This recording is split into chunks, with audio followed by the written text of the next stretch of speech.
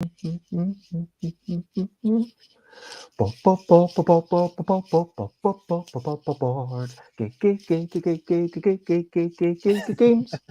board games. We might be talking about board games and demonstrations, but we're not gonna shout. Michael is someone who's demonstrated a bunch of games which will not all be stated because we're not talking about the individual games Michael's demoed, but we will be talking about the experience, and Michael knows what makes a good time or bad time, conversely, and this is what we will soon be speaking. Board games, it's what we're talking about. Board games, and I'm not going to shout. Hello, good morning, good afternoon, good whatever it is, wherever you are. 10 a.m. ish UK time for busy beats and board game leather. And today I'm getting to meet Michael Botterill. Thank you Hello. for joining me. How are you today?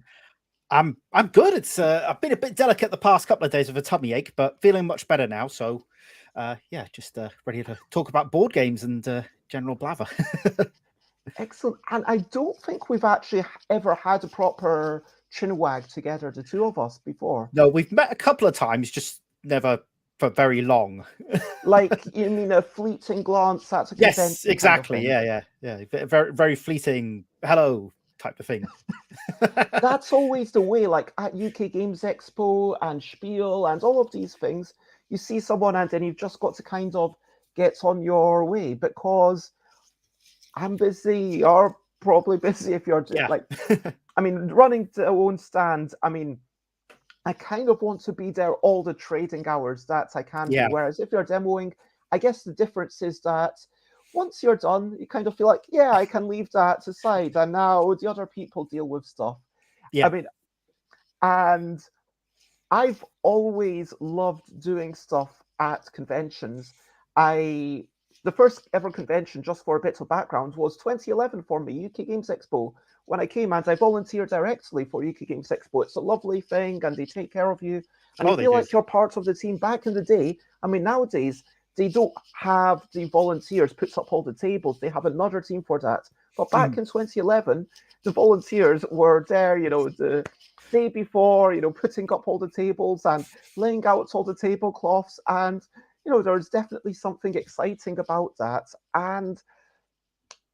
But interestingly, I've never actually demonstrated games for another company, which maybe I'll get to do it someday. But given that if I'm going to a convention, I might be showing off my own stuff. I don't know. It seems Mhm. Yeah. unlikely. I mean, unless it's somewhere where I wouldn't go. I don't know. Let's not get. I might do it maybe one day. Who knows? But Michael, I'm really excited to hear what it's all about. So, firstly, before we get too much further into the weeds, for people who just not done it, how would you talk about the experience of demonstrating? Well, And is there anything about yourself that you'd like people to know? about myself, just avoid me. I'm totally avoidable. No, Oh, self-deprecation is my thing. I know it shouldn't be, but it is. My wife tells me not to do it, but I do. I suppose demonstrate. It depends on the where you are. For something like a store demonstration, we do a lot of things. Well, the work I do with Asmodee, we do a lot of demonstration in John Lewis's, which aren't board game stores, so you usually get a few minutes at most to give an impression of the kind of games you've got available. So it's sort of like you've got to be able to give a very brief impression of how you have fun with a game. If you're demonstrating in a specialist game stores or even a Waterstones, you've got a lot more time, so you can even potentially have a few rounds of a game. And then sometimes at conventions you can actually get a full game, depending on, or at least setting people up and sort of like, this is how you play the game. I'm going to go around and run it if you need to call me. And it's sort of like, I suppose it's having to adapt to different circumstances, because not every event location is going to be the same. I mean, some games are just that short that you Yeah. could basically do a full game even in John Lewis. Yeah, I mean, Dobble is the one that is very most demonstrated by Asmodee, because it's a simple game, kids love it and stuff, and you can get a very, very quick demo of that done. So yes, you can do a whole game of that in a few minutes, which is great because it is a pick up and fun game. And for sure, that's something, I mean, like lots of my own games, it can be taught. You can get the gist of it across, I would say, within 10 seconds. You Yeah. can get the rules across within maybe 25, like definitely within 30 seconds. You can understand exactly what you're doing. And within a minute, you've already been playing, you've done a couple of turns, you've seen what you're doing. And at that point, it's like, well, people might say, okay, I'm sold, I'm in a rush, I'm going to get on my way. Or because people hate learning games, and I think that's the thing that actually stops them jumping into a thing. But once you already know the game, you with a party game where it's what I would call a game with a small repeatable atom, that there's no additional bits that are coming out. Yeah. You're like, yeah, I'm going to keep doing this, and then it takes maybe a couple more minutes until like, yeah, that was fun. And maybe, I guess, do you ever get people who are like, that was fun, can we try it again, just to make sure I want to buy it? Yeah, definitely. I mean, we were at me and my wife were demonstrating for Asmodee at John Lewis in Newcastle last weekend, and we had that with a couple who had what was the game again? Taco Cat Goat Cheese Pizza. Which is it's a fun game. It's not the first game I'll pull out on in a game night, but it's definitely fun. And they sort of got really into it. And they were like, we were definitely doing this right, weren't we? It wasn't like thing. And they had another game, and then they went away, and unfortunately they ran out of stock of it that day, so they had to order it on the website to collect at the store, which is always a pain. But yeah, that's really sad when you run out of stock. And actually, that's, I mean, if it's my stall, like I think UK Games Expo 2021. So the first UK Games Expo after the the crux of the pandemic, let's say. Yeah. That was an interesting one. So 21, I had a game about wee whimsical creatures and trying to identify them after some mixed noises. And I had, I think, like 3 copies left by the end of Friday. And so at that point, I said to Johan, please just stop demonstrating this game. I don't want you to do any more demos of this. Let's focus on DL deck. Let's focus on other stuff. Let's focus on stuff that we've actually got copies of. Presumably, you would do a similar thing, that if something's about to sell out, you'd say, well, let me surreptitiously remove it. Yeah. I think John Lewis is a little bit different in that they've got the web store, and they kind of, they like to utilize that to bring people into store. You order it to the store, so it's a little bit different. But if it's in a store, you don't want to demonstrate something they haven't got, because there's no point going into, say, Waterstones or Traveling Man. I mean, any additional friction is going to probably mean that someone doesn't get it. Like, yeah, exactly. It's like you don't. I could tell people to. I mean, maybe some of those people ended up buying it on the Kickstarter, which might be part of the reason why the subsequent Kickstarter was my best ever. And some people might end up ordering it online, but it becomes less and less likely any additional thing that you exactly. Through. Exactly. I mean, if it's right there, if it's like, hey, here's the game, it's this much, go over to the counter and pay for it. Then that's like zero friction, right? Yeah. I mean, the last time I was in Waterstones, I mean, this was probably before the pandemic. It was the one in Middlesbrough. They put me up right in front of the games, bunch of story cubes next to it. That was half of what I did all the day with the kids. People were just grabbing a box of the story cubes and taking it to the till, and it was great. It was almost eliminating any potential barriers to them buying the game. And whereas it's not always about buying the game, although that is good because it pays us in the end of the day. It's sometimes it's literally is about getting exposure to start thinking, oh, well, there's something other than Monopoly that I can play on Christmas Day. If that makes any sense. And it is really interesting because for sure, Asmodee, the Embracer Group, it is a big conglomerate. And very big, yes. But they are definitely, I believe, good for the industry. I'm just going to come out and say it. For some people, it's like, oh, is this too much? Is it a monopoly? And what I'm going to say is, like, right now, there's drawbacks, but right now, the fact that they are able to say, hey, here's some modern classics. Sure, it's older stuff, but these are good games.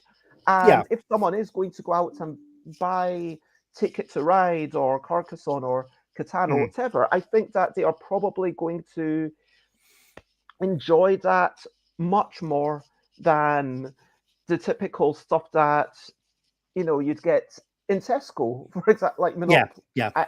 Yeah, sorry. I mean, people I, at Hasbro know that people buy Monopoly not because it's a good game, but because of the inertia at this point. And I don't think we need to belabor the points. Come on.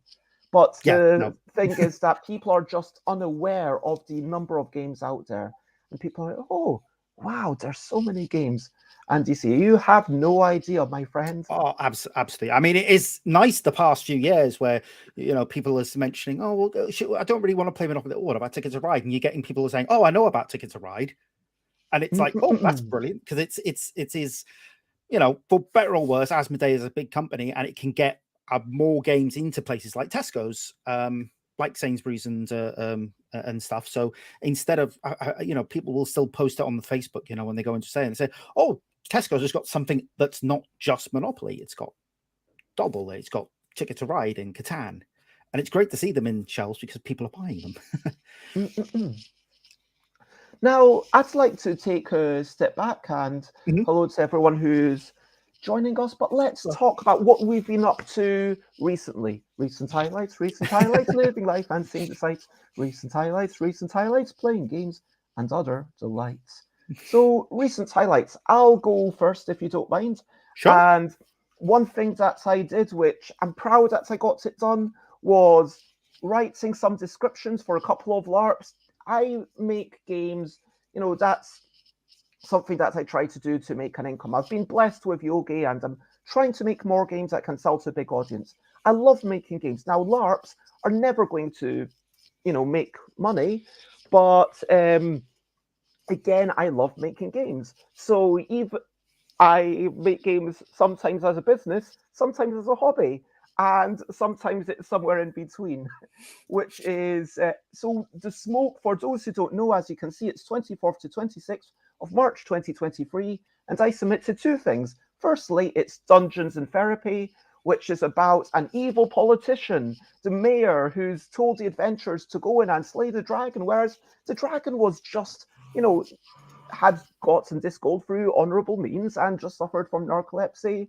And the adventurers, with their prejudice, went in and slaughtered these terrible people. So now there's like this tragedy has occurred, and we're going through 3 therapy sessions to try and overcome this. This actually was written for the Smoke 2022, which was my first solo LARP. I loved it so much, and I ran it for a Gamers Gaming Getaway to good reception. So I'm hoping I get to run it one more time before I emigrate. And the other thing that I submitted, which will be a brand new game, is called Fantasy Crash, which is a game about basically it's an opportunity for people to pretend that they're kids. And I would pretend that I'm a teacher, and then you might be a dragon and accidentally set things on fire, or like a zombie who's trying to bite other people, but you're all generally good kids. It's just that the elves might not get on so well with the orcs. There's a little bit of squabbling, but you're all basically just kids. And that was something that I managed to do in the morning. Heather, good morning, and nice to hear narcolepsy mentioned. Is that cause that something close and dear to your heart, I assume? Um, the other thing I will say is just to show you. I don't. Are you familiar with the Imperial War Museum at all? Yes, very. Okay. I used to live down south, and it was one of the places you always got taken to on school trips, and sometimes on a trip to London. So yeah. Well, this was the bulk of my day. I was planning to be there at 2, but it was a bit after 3 that I arrived.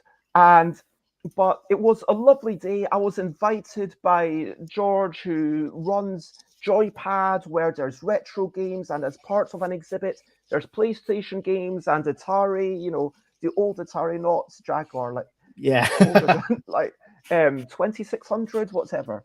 Master System, NES, like all sorts of games about war. And it's an exhibit called War Games. Here is how war has been portrayed in the media.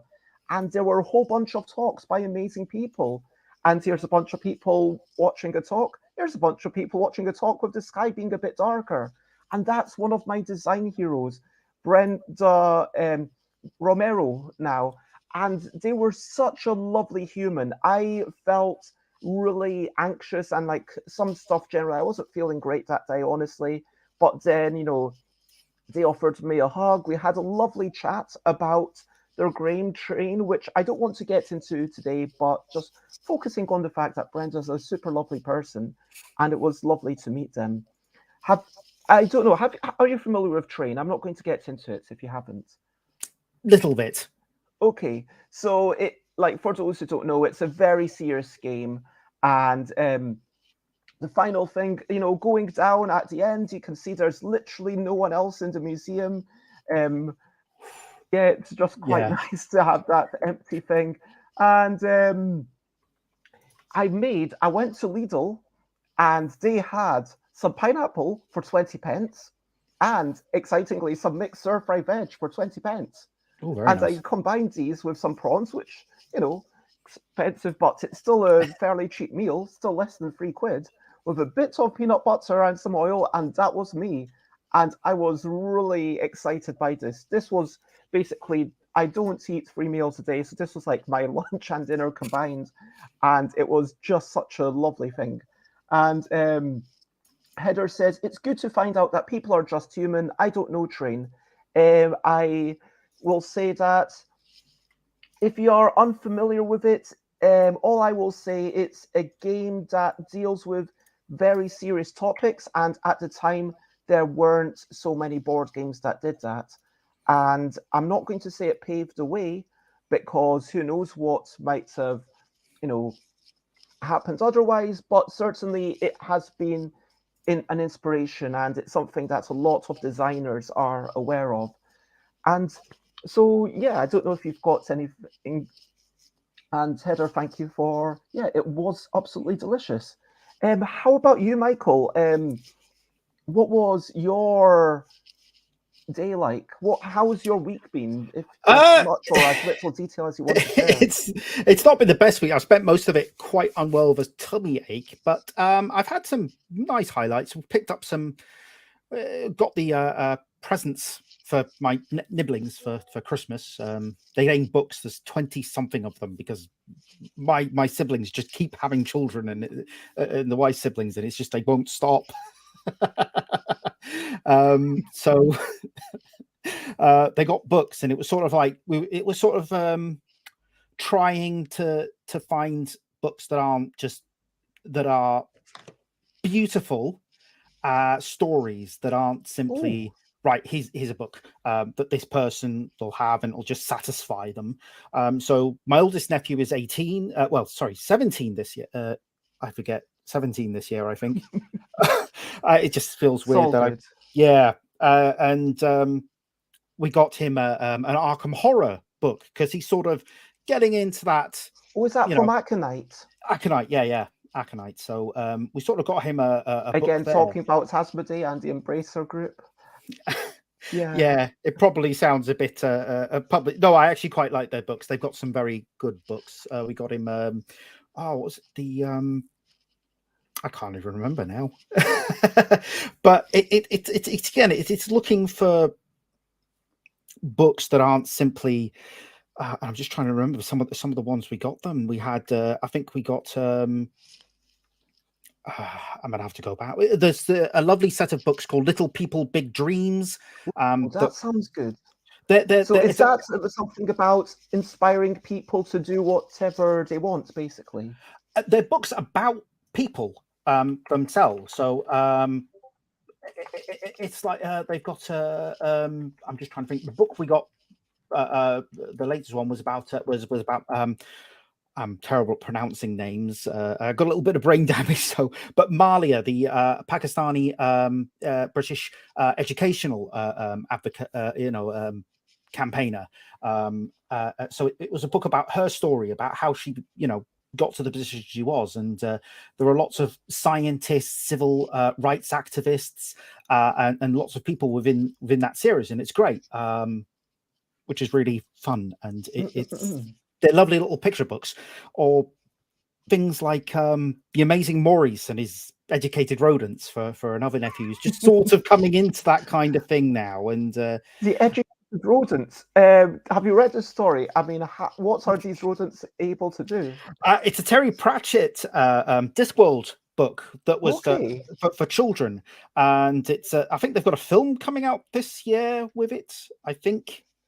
But it's sort of basically a cat that's a con artist who uses who sort of teams up with rats to sort of create a plague of rats, like in the Pied Piper. But then the rats are sort of they got Keith the Piper to come along and tempt them away to get paid. And Heather says, good to inspire people. I love that. I love the Truckers and Diggers series too. Yeah. I've not read a lot of Pratchett myself. I really would like to at some point just say, you know what, I'm going to do nothing for a few months except for read some Terry Pratchett books. And also want to just verbalize a hello to Jay Foolsguard and Elaine. And yes, it's lovely to see you. And yes, it was super cool that I got to hang out with Brenda. Awesome. But yeah, sorry, carry on, Michael. Yeah, but it's trying to find books that maybe they might not have seen before, but they'll enjoy. I think we got my one of my nephews. He got When the Mountain Meets the Moon, which is a sort of Chinese proverb story, which I remember from my youth quite fondly. But it's not necessarily one that I think. Give me first 20 seconds. Carry on.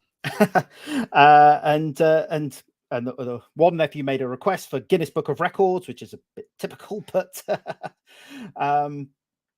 it's just finding books that they'll love that aren't necessarily very typical.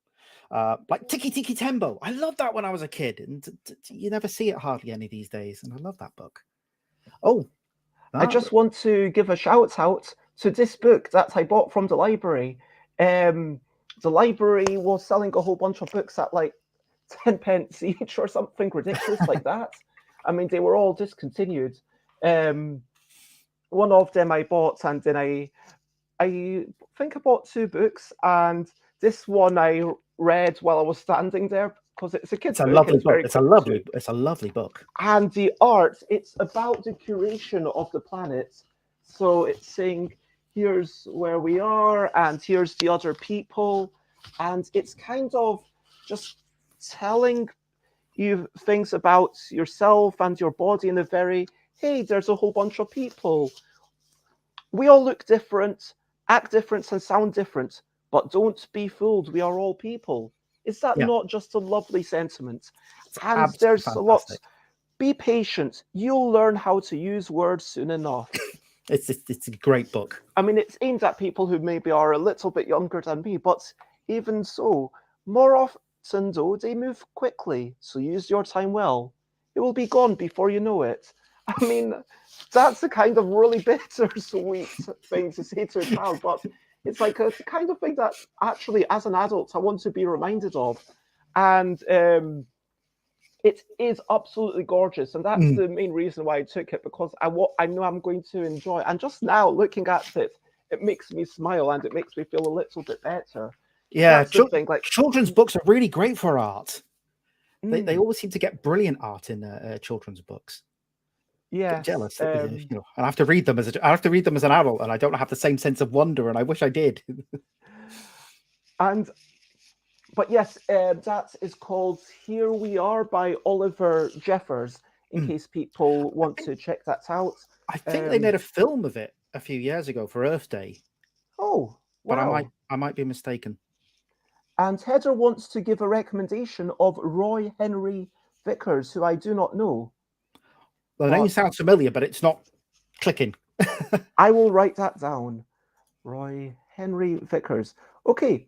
We're not just here to talk about the books. One self-promotional thing I will say, I did share this link a few moments ago, and I do have a special deal that I put on my website on Thursday night, Friday morning, which is if you buy at least 3 things, you'll get a special gift. The special gift is basically a bunch of stickers and also a copy of Innobind Junior. Innobind Junior is a sillier version of the game that would go on to become Yogi.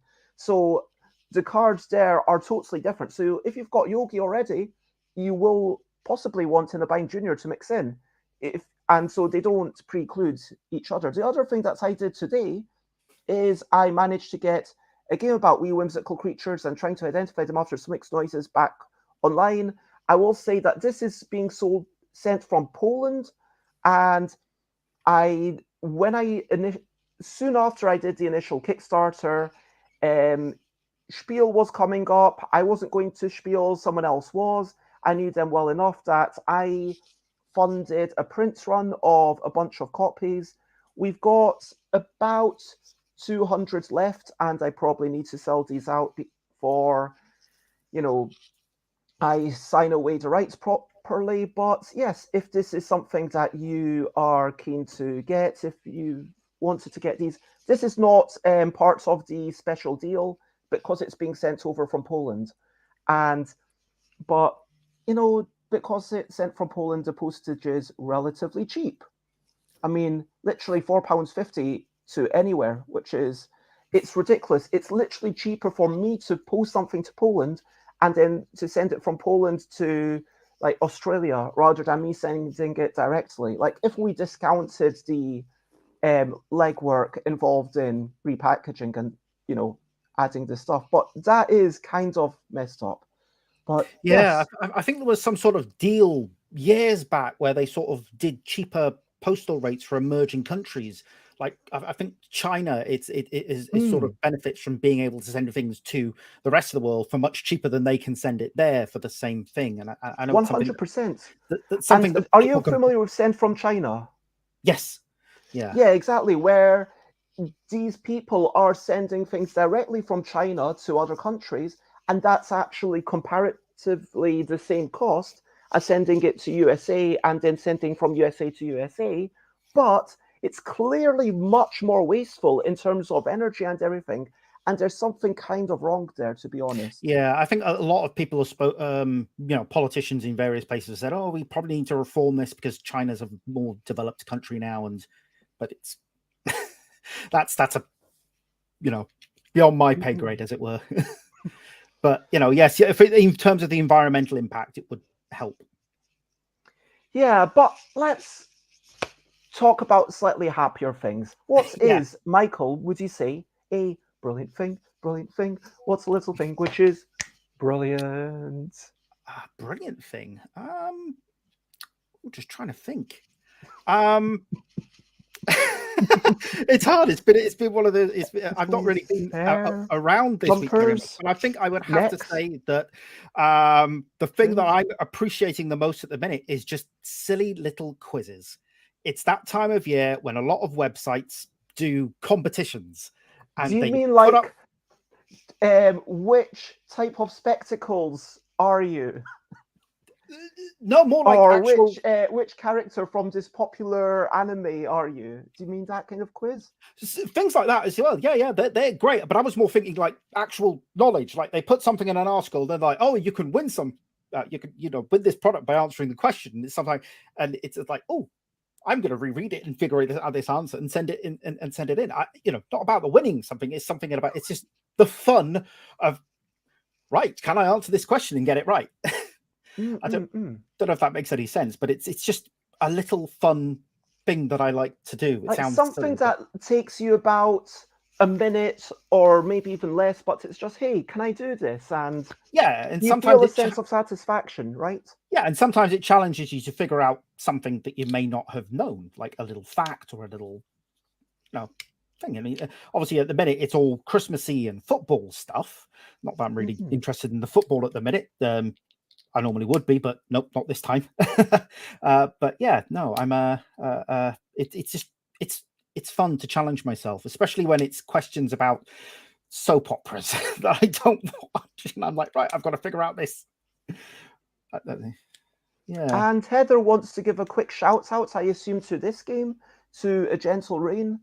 Let me know if that's the right one that I've splashed on the screen. And I've not played that one myself, but I've heard some lovely things. I know that I Kevin have, yeah. Wilson tried to make it something meditative, which is a really interesting design goal. Mm. And I do love the fact that, you know, things don't have to be a big challenge to be a worthwhile game, to be a worthwhile activity. Oh, It can be absolutely. something that's, hey, I'm going to do this thing and I'm going to enjoy doing it. Like sometimes, even as an adult, like I've had so much delight playing some of these Habba games because they're Mm. light, they're social, but even more than that, even some of the Habba puzzle games, if you're feeling tired, if you're feeling fatigued, sometimes it's like, how much do you want to be challenged? Sure, you might want to be exerting yourself. Conversely, you might want to be just exerting yourself the slightest amount. Do you know what I mean? Oh, absolutely. And sometimes it's not even about the actual game itself, it's about who you're playing with. Especially, I'm just thinking Orchard Valley games with my younger nibblings, playing them. They're just silly, you know, roll a dice, move around, and it's like they're having a load of fun, thinking, "Yeah, this is." You know, and it's like the joy on someone else's faces, even if it's not necessarily your cup of tea, if that makes any sense. It's like finding joy in others' enjoyment. If that Now we've rambled on for so long. I feel like we should have, you know, made this absolutely in two parts and just done like, okay, we'll talk about you and then we'll talk about Demo Inc. another day. But yeah. like, we'll try and actually race through the rest of the personal stuff Mhm. and yeah, actually talk about the Demoing a bit. Yep. But if we can have you back on at some point in the future, it would be Oh, lovely because yeah, I can absolutely. see that we're going to run out of time. But at this point, let me remind everyone to keep asking questions, commenting. That's why I do it live. And I really love the fact that you're all interacting. And if you're watching it after the show, then, you know, on YouTube or Facebook or like if you write to comment, Yeah. and I reply to every respectful comment that I see. I mean, I've had, you know, only 2 disrespectful comments this month, so that's nice. Um, so anyway, let's crack on. Game demoing. What is that? Presumably, I'm going to try and say a definition, and you can disagree with me. Game demoing is what we're talking about is showing someone a game enough so that they decide whether they want to buy it or not. Is that Yeah. what we're talking I about, think that, Michael? yeah, I think that's a reasonable explanation. And I think for other companies, it's whether you want to back it on the Kickstarter or whether you want to buy into a series of games. Or yeah, that's pretty much it. Yeah, it's a really good explanation. Sorry, Okay, definition. definitions, explanations, similar. Anyway, why do you do demoing? What's in it for you? I mean, I know that you get paid a wee bit, but surely there's more to it than that, right? Well, the first 2 companies I demonstrated with, which were Steve Jackson Games and Atlas Games, didn't actually get paid. It was a volunteer position, and it was you did get product. You know, you got points that you could exchange in the web stores for product, which was cool. But there is only so much Munchkin you can own. But it was more the fact that I got to go to things and interact with people and actually spread love of gaming. Mm-mm-mm. Although if you are going to, you know, there's and that was a lot of fun. That is literally it. It is showing off what I love to other people and saying, hey, this is not, it was sounds silly, but it's not just Monopoly. It's not just Cluedo. There's more to it than that. And you can have fun without sitting in front of a television with a controller, Mm-mm-mm. if that makes any sense. It's just, Absolutely. And you love this thing, you want to share it with other people, you want yeah, to spark the joy in others.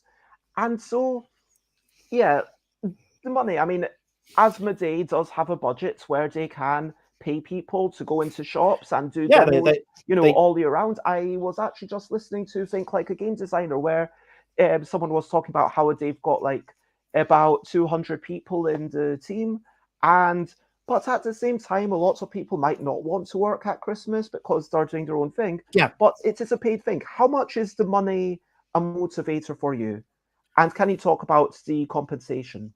Well, it's to be fair, it's minimum wage, but well, it's a bit more, not much more. But to be fair, it's a casual job. They're very clear. It's a 0 hour contract. You don't have any obligation to work. You get we've got literally an app, Parim, where you go in, you see if there's a shift available in your area, you can apply for it. If you don't get it, you don't get it. But if you don't want to do it, you don't have to do it. You're not under any obligation. And for some people, they literally just... I mean, this is a 0-hour contract that's actually being used for what it's meant to be used for. Exactly. As opposed to those obnoxious businesses, Yeah, I think I'm a disabled person myself. So this is sort of a permitted work that I do with the DWP. So, you can do so much work in a week that's allowed to help you work towards getting back to work, which is great. And there are people within Asmodee there are a lot of students.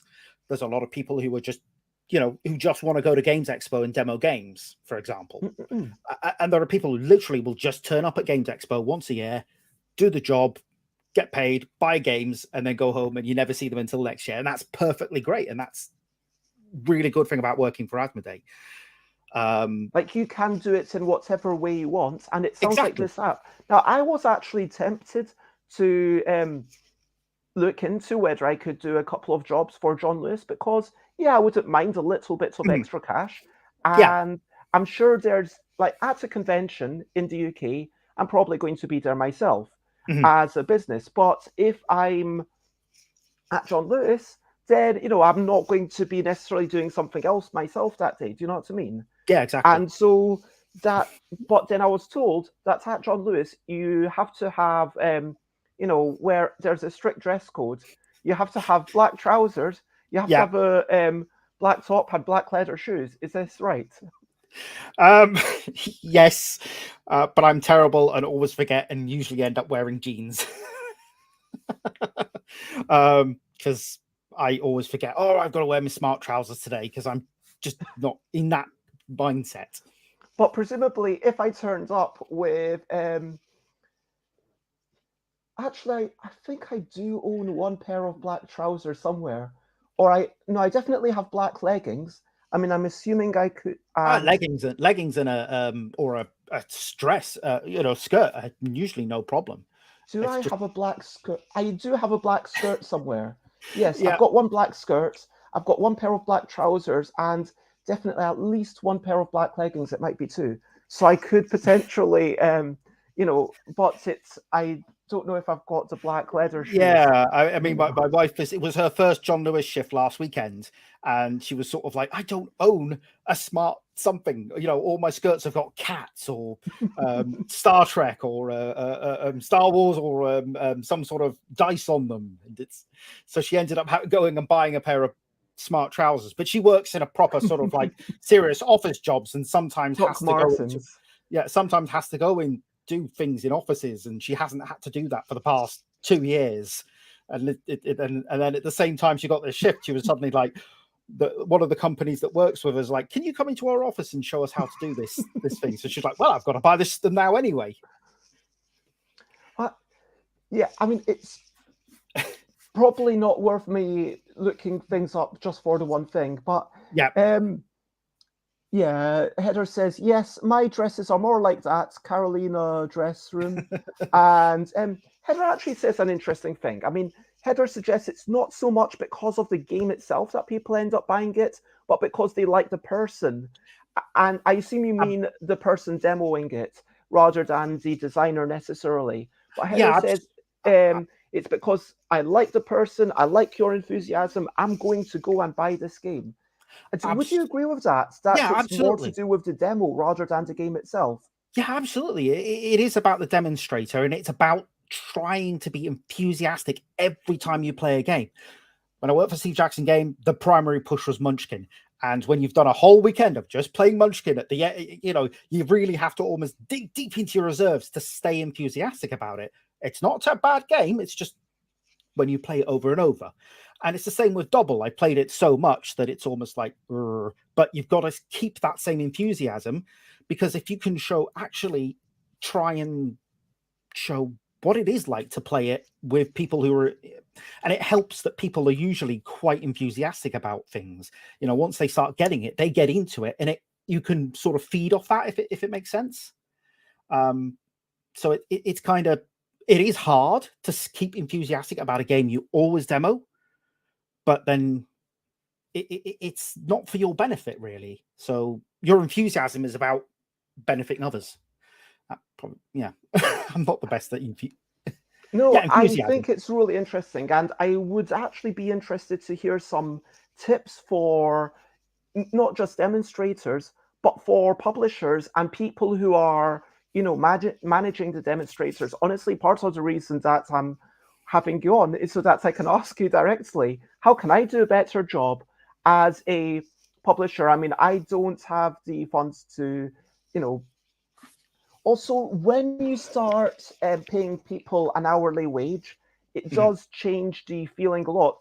But like Honestly, I do it one for thing free. that I've noticed about enthusiasm is that having multiple games and saying you can do this or you can do this, these are a whole bunch of games. Which one of them do you actually want to playtest? And Yeah, sure, we might have, well, not playtest, sorry, demonstrate.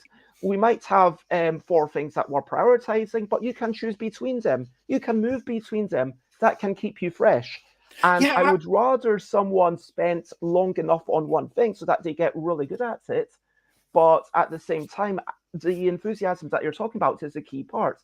And then the other thing is in my stand, there's not just the demonstrating the games, there's also, I have a separate role that I say bringing people in, where you just mhm, stand in front of the crowd and you hand out stickers and say, "Hey, would you like a quick demo?" And then you pass them on to someone else. yeah. And so then there's also the shopkeeper role where you're selling the stuff. And there's also the balloon filler role last year where you were stuffing things into the balloon. And so if you're tired of one thing, or if you don't want to play games for a bit of time, maybe you want to be up front, maybe you want to stuff the balloons, maybe, and so people can move around. And that's what I try to do, to Mhm. try and support my team. But how can I do a better job of managing, bringing about that enthusiasm? Um, well, that's a hard one, isn't it? I think the key is that it's not so much about the games themselves, but about the atmosphere you're trying to sort of um oh, what's the word I'm looking for? The atmosphere you're trying to Foster? cultivate. Yeah, Mm-mm-mm. foster, cultivate, the atmosphere that you want. Like demonstrating for, I'm just going to try and think of a company here. What is it? GMT, Twilight Imperium. That's a Yes, whole yes. different type of atmosphere. Demonstrating for yourself. So Mm-mm. you want to sort of reach that. You're not going to get a bunch of kids who are interested in colorful things wanting to play Twilight Imperium. So that's not kind of the atmosphere you want to cultivate there, but you do want to have a more fun atmosphere around your type of games, which are Mm-mm. very much about they're quirky, they're fun, they're different, they're about smiling rather than having that curious, how do I strategize this? I don't know if that makes any sense. No, it does absolutely. Yeah, And I keep saying that within the next couple of years, people are going to see some stuff from me that is not, just pure fun, but it's a little bit of, And, when Seize the Power comes out, that's going to be like, oh my gosh, this is making me miserable, which is the intention of that game because it is a game about bigotry. But again, that fun quotient will always be a big part of what I do. And yeah, it'll be like, yeah, here, bring in. But by the way, if you want something a bit more serious, that's going to be yeah, supplemented. But yeah, a, that's a something again variety. for me to bear Yeah, in mind. How do I reflect the vibe of the games to the people who are just passing by? absolutely, and having a variety of games means you've got more options for people. So if Mm-mm, someone's vibe is they want something deep, dark, and serious, you can recommend, even if it is sending them to another publisher. So that mm-mm, actually can help generate good feeling as well. Because you might say, well, we don't offer this type of game, but I tell you what, this game by this publisher is really good. And then trying to the John Lewis that I did last weekend, we had a game called Noggin, which was a bit more of a it was a letters game. You were putting down letters, and then suddenly a question would come up, and you have to come up with a word that was, I don't know, had those two letters that were on the table in the middle. So it's a little bit more of a thinking game than, say, telestrations. mm-mm, So, looking at the crowd you're looking at, the people who are there, what are these people more likely to want? Are they more likely to want a party game that with a couple of drinks can be very interesting? Or are they wanting something that's going to challenge their mind a bit and trying to tailor recommendations? Yeah, tailoring recommendations is a really interesting thing, and you've got to be really, I think active listening is a really important skill in being a good demonstrator. It's not enough to just rattle off the rules. For me, I think it's important to say, here's, hey, a 10-second explanation. Literally, hey, would you like to play a quick game about matching things? Yeah. And that might be your, when I say 10 seconds, I'm like talking 10 seconds max. And whatever your phrase is, like, this should get across the key parts of your game. And they say, okay, what's that about? Then you say, okay, like for my game, because I'm going to, use a game about quickly matching words to pictures, but never words to words or pictures to pictures, which in that example, the name of the game is the 10-second explanation. And then I'd say, well, what you've got to do is you've got to quickly match words to pictures, but never words to words or pictures to pictures. So you show them one turn, which might take 20 seconds, but look at their eyes. Are they interested? Are they wanting you to carry on? Yeah. Give them opportunities to say no. Give them opportunities to disengage. And if you've got to strike that balance between keeping them around and allowing them to control the conversation. Yeah, they ought to feel like they're in charge, because they ought to be able to turn around and go off at any one time or ask questions. Because sometimes I have known demonstrators who sort of very much, this is the explanation, this is how I'm going to do it, and I do it this way every single time, and I don't want to think it, and you're going to listen to me. That's not good. Usually in the more complex games, so I suppose the audience is probably a bit more tolerant attuned to that. Whereas in a Waterstones or a John Lewis or something, you're going to get people who need to be able to ask questions, to be able to ask, is this going to be okay for my is this going to be okay for my child? Is this going to be okay for the grandparent at Christmas dinner? Well, not at Christmas dinner. I mean, you could play double at Christmas dinner, I suppose. It'd be a bit messy, cranberry sauce and gravy going everywhere. But well, yeah, I mean, just after what's the difference? It's just a slight temporal shift. Yeah, but it is the plethora we've had of games that are so casual over the past 3-4 years or so. I mean, Just One, for example. I mean, that's a game that sells itself to the type of people who are coming into somewhere like John Lewis and Waterstones. It's just so easy and yet so engaging for people at the same time. And it is a quick 5-10-second explanation, and it helps. Yeah, I mean, if you want to go through the full rules, it will take you closer to a minute. But yeah, for sure, that's an easy thing to explain. I mean, and I think there is a lot of skill. Let's not, even though we've said it's more to do with the enthusiasm of the demonstrator, let's not dismiss the design work that's gone in. I mean, I'm obviously biased, but I think that in the past 30, 40 years, there's been massive advances in learning how to make these games where you are focusing on the core parts of what is fun and getting rid of everything else, so that we do still have that spirit of strategizing, of making key decisions, of making important choices, but then within a super simple framework where you say, yeah, wow, Monopoly, Risk, those are complex games, because I mean, Risk is kind of simpler than Monopoly, I'd say, but they are. Get to Australia. They aren't those simplest games, basically. No. And well, the books are like, this, and then you've got Ticket to Ride. The little ones is just a pamphlet, A4 pamphlet. So, like the copy of Monopoly that I had was pretty similar in size, but then it was small text and there were no pictures. But I did enjoy reading it. Honestly, that was the best part about games for me.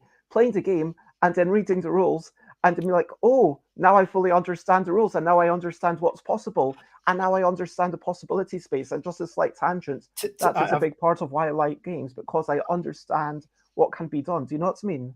Yeah, I've always thought that there are some games that sort of like you have your family set of rules that are completely different from every other family set of rules. At Monopoly, it's like, okay, what happens when you land on free parking? Where do the fines go? It seems to change across every different family. You know, oh, the fines go to the bank, or they go in the middle, and you get them on free parking. And Oh, quick stretch. But I want to ask, should you try to win?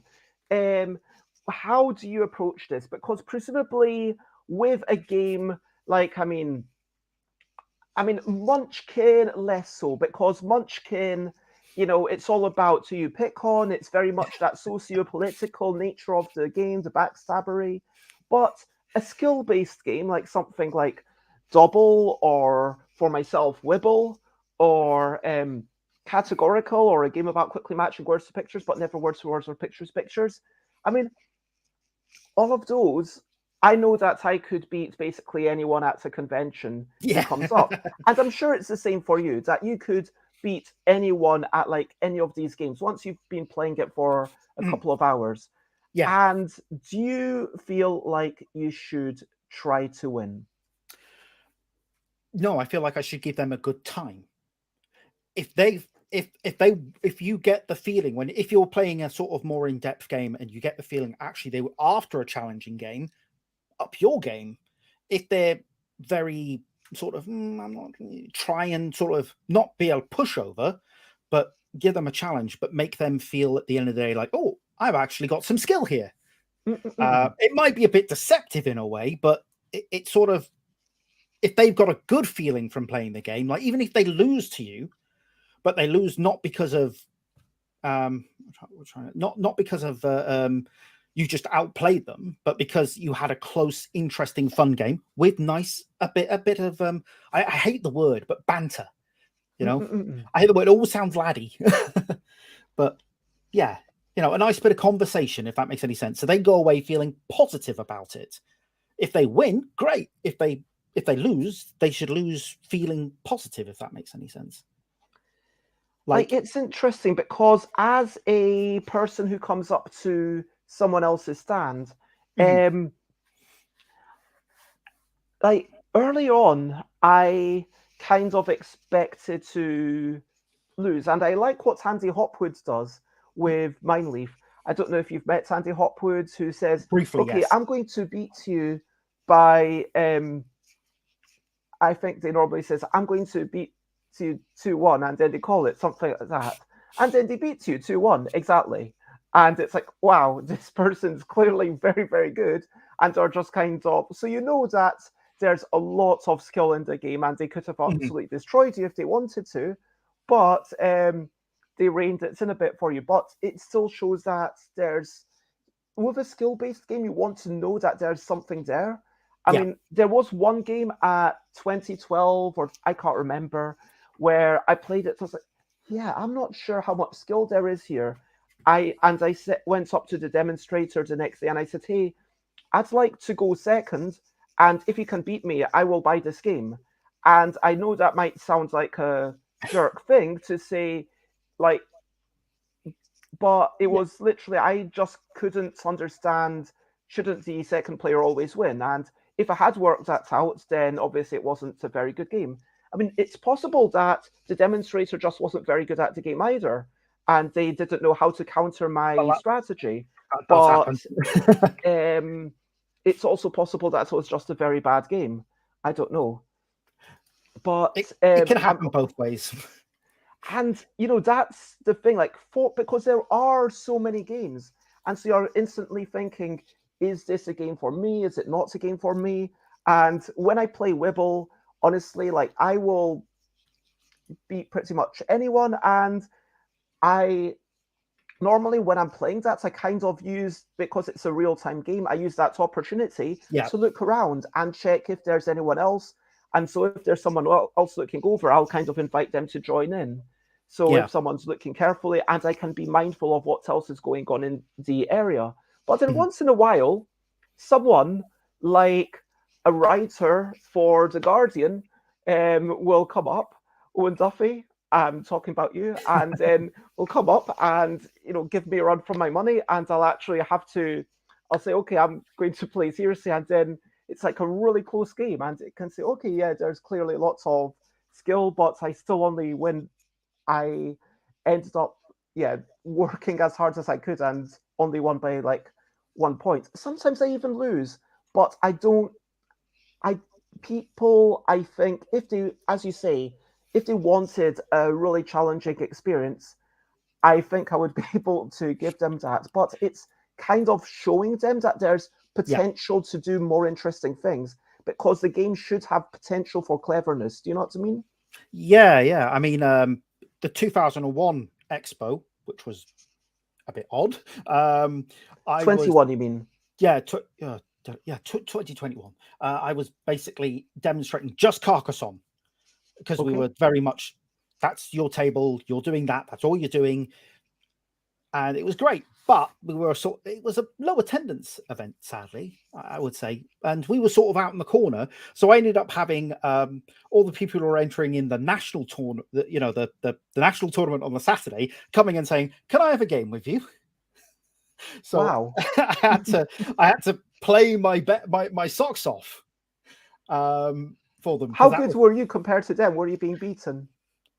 I think I could have ended up in the middle, maybe, but it was a really, really, really interesting event because it was so different. But I had that Saturday where people were coming and they were literally saying, "Play your absolute best," and then Sunday it was a bit more casual because people who were finding their way around to that section were more interested in the game itself rather than having the challenge. They were more interested. I've heard a lot about this game. I know it's been around a long time, but I've never played it, which was always fun. And then it was sort of trying to play in a completely different way that was showing off the best aspects of the game rather than simply playing an optimal strategy to win. You were more trying to instead show off the best aspects of the game, show off the possibilities you could do with the game, like purposely making sure that cities got merged because that's a possibility. I remember the first time me and my wife played it, and then we're like, "Can we do this in the game? I don't know." And looking through the book, and then it was like, Yeah, I "Oh right, think yeah, we that's a can." really interesting point because winning, in a sense, is about showing the potential of the game. And the more important thing is to show the possibility space Yeah, because you don't expect, um, yeah, the demonstrator to just come and destroy you, even if they could. You yeah, expect them to show you kind of what's possible to yeah. What you let you can make do. moves. Yeah, that's Um, exactly it. Now we are basically at the hour mark. I had a bunch more questions. I'm going to go through these rapid fire. So, Okay. firstly, yeah, how long do you ideally want as a demonstrator to learn the games before the event? Is it just a case of the more time the better? The more time, the better. One of the things that the guys at Asmodee have tried to do is sort of point us towards, run throughs of how it's played on YouTube. As I understand it, they are starting to put up their own how it's played as well, which is helpful. So often, the last time we were at a big event, Tabletop Gaming Live, the document that we got that sort of this is what you're doing had links to how to play every single game that we were going to be demonstrating. So that was quite handy. If we're doing a store demo, they'll send us a copy of the game to actually take into the stores, but at events, no, because that would be very expensive. But Yeah, I understand that at some events it can. yeah, Although, yeah, it kind of, I'm not going to lie, it does kind of surprise me to hear that people do go to Tabletop Gaming Live and then have to learn on the day a game that they've never played before. And sometimes it does happen. Sometimes you literally they come along and say, "Oh, well, this game we've just gotten this from wherever studio. Do you think you can run through this?" And sometimes it's just you can't get the games physically to people because they're quite new, or going through a reprint. And sometimes that's why we usually end up getting in early so we can play with each other. Most of the time at UK Games Expo, we're there 45 minutes, an hour early, and we are just sitting. And often it's like after you set up on the Thursday, take the game back to the hotel, play it in the bar, and learn the game. So it's not like it's a case of you don't get anything, you do get some help. That probably sounds bad. It's just, And by the sound of it, you might still have those video tutorials ahead of time anyway. yeah, we do get them ahead of time. Yeah, we do get them usually a couple of weeks before. But let's talk about the differences between publishers. Rush through it. Obviously, Asmodee is paying you, I believe it's like £10 an hour, something like that. Minimum wage, I think it's something like that. Yeah. To be honest, I do it for free, so I shouldn't tell them that. They'll because I enjoy it. But difference between publishers, I think it's a little bit different now from when I first started demonstrating games, because I think with the thing was, when I started, the publishers I started with, it was all about you're going to get the product. But there have been changes to laws in quite a bit of America now, where even if you are compensating people with product, there's tax liabilities as well, which is a bit strange, which has meant they've had to sort of do different things with their program. Some Atlas games, for example, shut their program down and now just do it through distributors. Wow. So because it was very complicated for them to try and make sure it was done and stay above board, because you can't just send random people into conventions. I mean, especially where, for example, there are going to be kids present. You can't just have someone sign up on a website to go into a convention where there are kids going to be present and demonstrate. It just, there are safety concerns. So I think it's a bit more professional these days. Difference between publishers. You know what? Most of them pretty similar. Steve Jackson Games was a lot more jokey. It was a lot more jokes. Asmodee is a bit more professional. But neither way works the best, if that makes any sense. Sometimes you need a bit of either way. Yeah. I mean, I would like to drill down more into that on another day to learn what I can learn. But let's talk about what are some notable things that make you feel like, hey, I want to keep coming back. What are some things that I could do as a publisher, as a self-publisher, designer, to make you want to come and demonstrate games for me? Would you like to demonstrate games for me at UK Games Expo 2023? Perhaps. Thank yous. It sounds silly, but a simple thank you, a simple, that a boy, it helps. If that makes any sense. Literally just showing that you appreciate that someone has taken the time, even if they're getting paid or if they're not getting paid, whatever, just to show, just saying thank you, not assuming that person is gonna just keep coming back. It's saying thank you, appreciation. That it doesn't. At the end of the day, I find for most demonstrators who are hobbyists like ourselves, it's not necessarily about what you get paid or what compensation there is. It's about enjoying yourself and feeling like you're making a difference. Yeah, that makes sense. And I mean, one thing that I do at conventions like UK Games Expo, when does it finish to the public? Is it 6 o'clock? I think it's 6. Something like that, yeah. And let's say it's 6 o'clock, and then I say, yeah, there's a totally optional team meeting at 6 o'clock. And at 6 o'clock, after the last demo has wrapped up, everyone who wants to, who's still at the stall will be there. Everyone who wants to come back can come back, and we have a quick meeting where we talk about, okay, what's something you enjoyed? What's something that you maybe want to give a bit of feedback to me? What's something you enjoy, like not just at the stand, but something out with that you want to recommend to other people? And so then those are basically and is there anything else that anyone wants to say? And in the past, I think 2019, we massively changed the structure of the stand between Saturday and Sunday, where I was like, oh, I want to make a suggestion to Bez that we should get rid of one of these tables. And the person said, I don't think we've ever had all the tables full.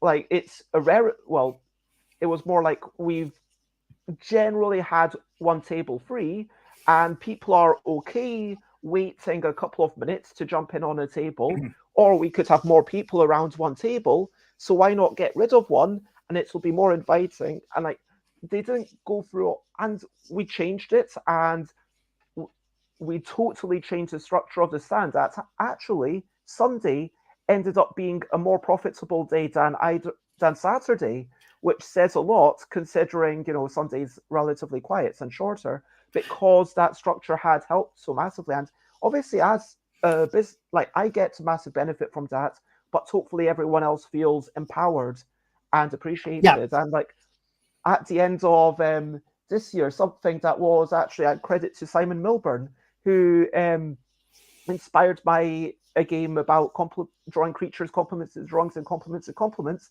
said everyone should get a turn of being complimented by everyone. So it was at the end of the Sunday, we'd basically managed to finish doing everything. I swapped a bunch of games with other publishers so that people could take some of them away. And it was like, okay, while everyone has to have their moments in the limelight where that person gets complimented, and it's like, and so yeah, so it was a nice feel-good moment, hopefully. Yeah. And I know that a lot of people do these group meals, which is a really nice way of bringing folk together. For me, that's my favorite thing. Like on the Sunday night, I started doing something on last year it was the Wednesday. I previously did something on the Thursday, but now Thursday is like a preview day. So I don't really get to have dinner on Thursday anymore. Like it's going to be like just snacking and maybe a quick sandwich or whatever. But yeah. You struggle to get food in the around the NEC on the whole weekend. Well, Thursday specifically, because Thursday I have to be there for set up and then then the press preview, which is an important thing. But is there anything else that you think that people should do that would be good? I think you pretty much covered it. I mean, the Catan stand that I was on this year, we did identify same thing, table. There was an extra table, although it was in use. We were struggling to keep everyone happy because there was not a lot of room to move around. Pulled out that table, rearranged it, and it was a lot better for having less demonstrating space. Because sometimes, I mean, it's really hard as a publisher to increase the number of tables, but you can always go down. You can always say, UK Games Expo, this is too much, take this away for me.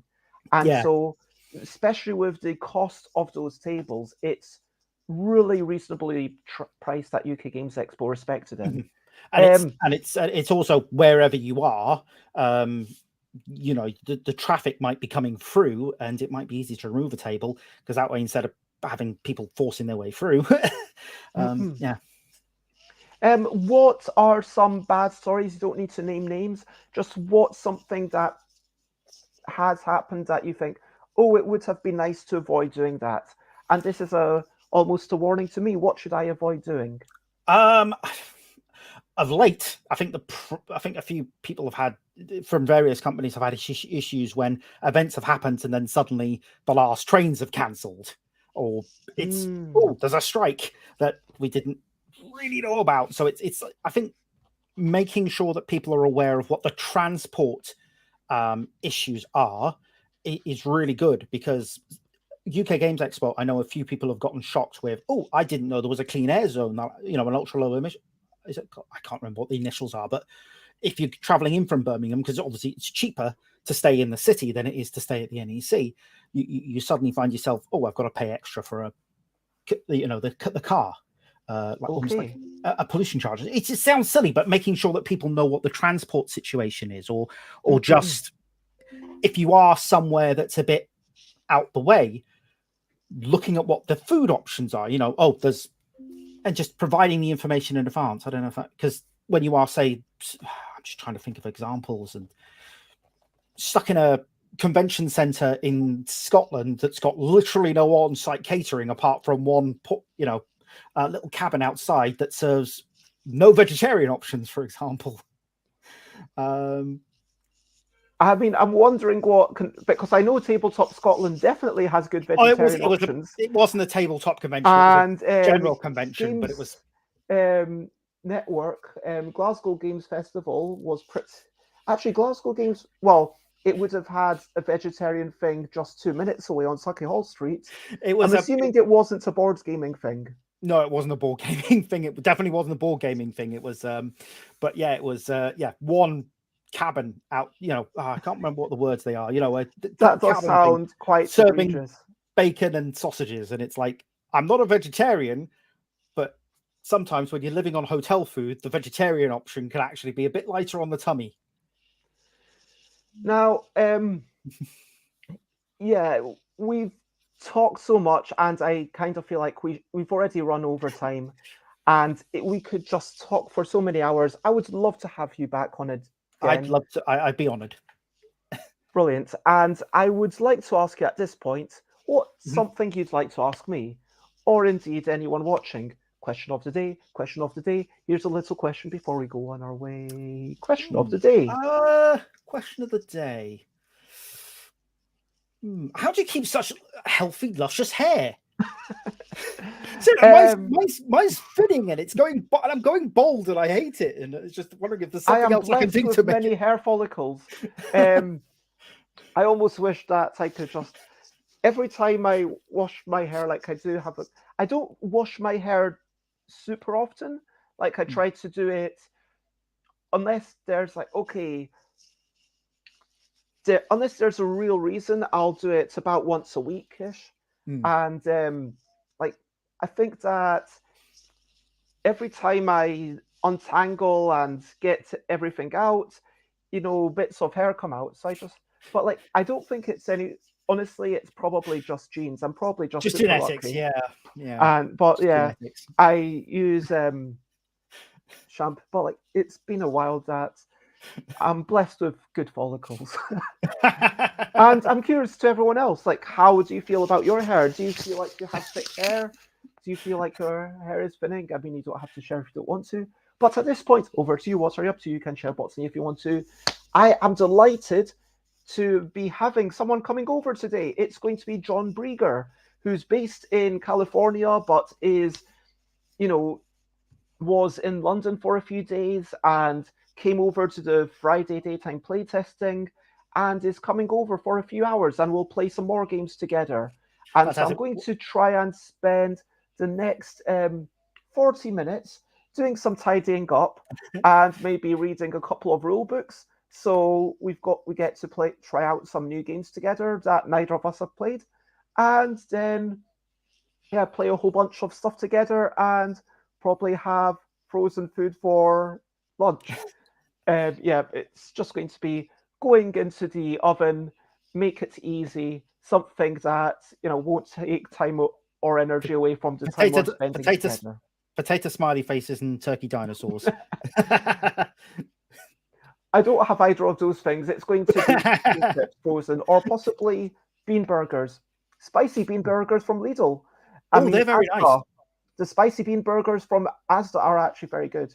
They've got had nice the ones. Spiciness. I've had the little ones, and they're really good. Lidl's vegetarian food is always awesome. Lidl is so good. It is. But yes, what are you up to, Michael?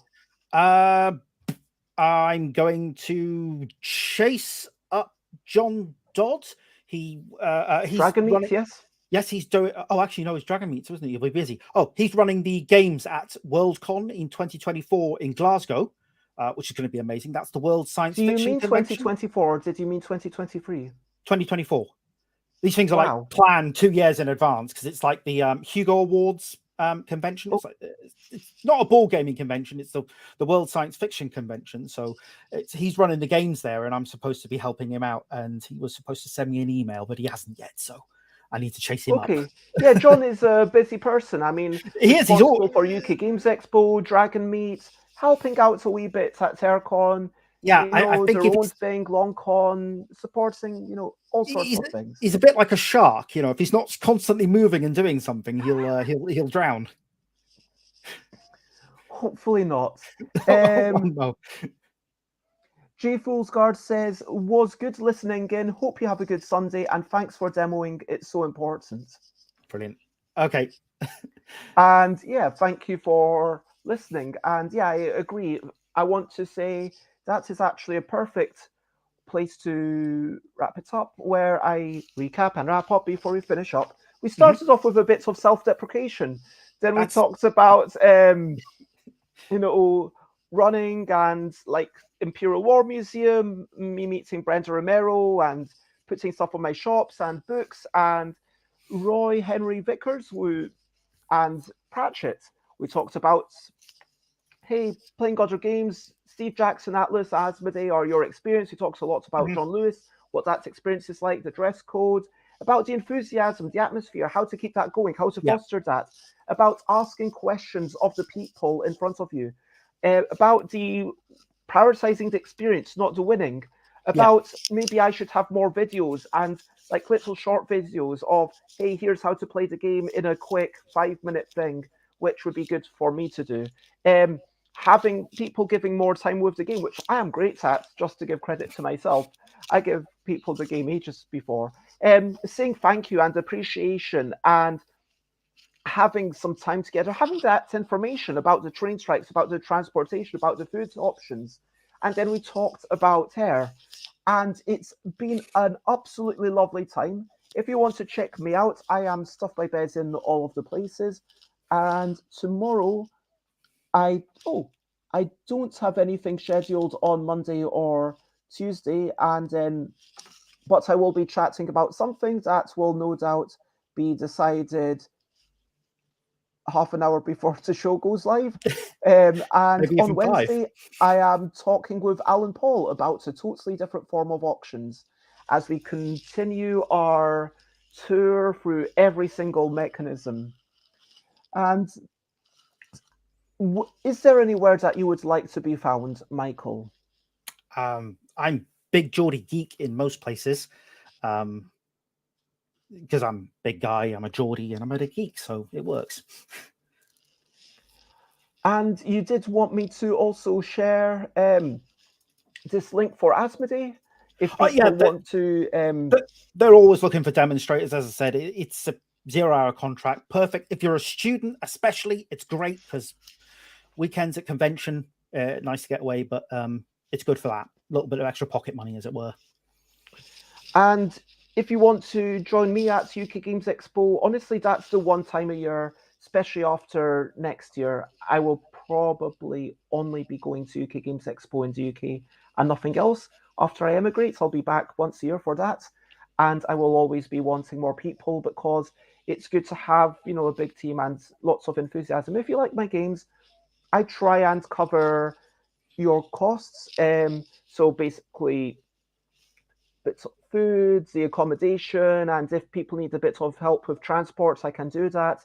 If you need a bit of help with buying red clothes, I can help you with that on your first year. And I need to get a better rewards plan where, so we've had Johan has their JH t-shirts, and people are going to start getting individualized things going forward because that's the one thing that I can do as a small publisher. I can, do an illustration just for you, like literally a wee whimsical creature on a red t-shirt in black on red. I think that would be quite cool. That's probably a lot better than anything I can imagine as another reward from elsewhere. That sounds very personal. So, but I would like to spread the word. Thank you so much, everyone, and thank you, Michael, for being a lovely guest, for having a lovely conversation. Thank you, everyone, for watching. And also, let me take the opportunity to say thank you to all the people who've helped me. And I really do need to, I feel like I should send them all, maybe not Christmas cards, but like a little winter gift. That would be nice. But I want to say thank you, everyone. Lots of love. And unless you have anything left to say at this point? No, it's all good. Just have fun. Have a fun day, everyone. Well then, bye. This is a goodbye song. Bye. Thank you for watching along. Bye. This is the end of the show. Bye. And now it's time to go. Bye. This is a goodbye song. Bye. Thank you for watching along. Bye. This is the end of the show. Bye. And now it's time to go. Bye.